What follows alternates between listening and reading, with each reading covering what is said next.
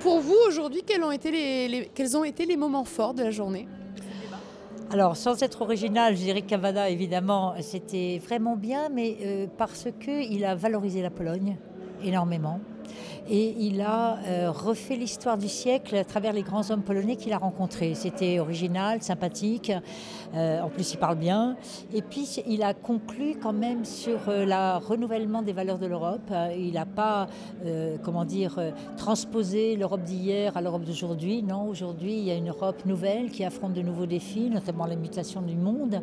Et il a ouvert la porte à un travail sur l'adaptation de l'Europe à ces mutations.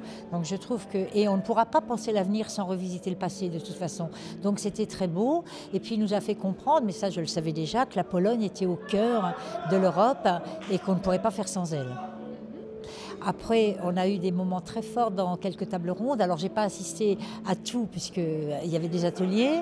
Je me suis préparée en plus pour la dernière partie. Mais la table ronde sur l'emploi et le social était très intéressante. Et le débat polono-polonais, je ne sais pas comment on dit, a été pour moi extraordinaire parce que nous sommes confrontés exactement aux mêmes défis et ils sont rentrés dans les questions contradictoires de la politique sociale. Les politiques sociales sont sans doute l'enjeu le plus difficile. Tout est dur.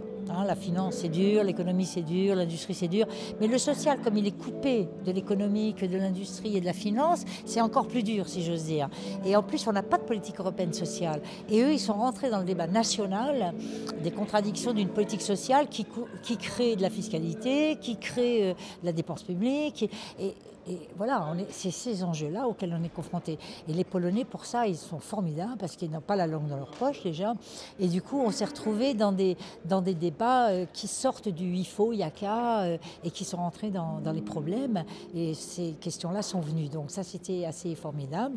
Et puis, évidemment, dans la dernière partie, bon, notre table ronde qui est partie peut-être un petit peu dans tous les sens, mais enfin était quand même assez dynamique, je crois, avec une intervention de l'ancien Premier ministre qui était très belle sur l'élargissement, très innovante finalement sur le lien à l'Ukraine et à la Russie. Alors, on découvre que les Polonais ont envie de coopérer avec les Russes, alors qu'on nous disait toujours les Polonais veulent s'abstraire de la domination russe, et on s'aperçoit qu'en fait ils sont à l'avant-garde d'un renouvellement de la coopération avec la Russie, alors que nous en France par exemple, on est complètement coupé et on n'a pas compris l'enjeu de coopérer avec nos voisins.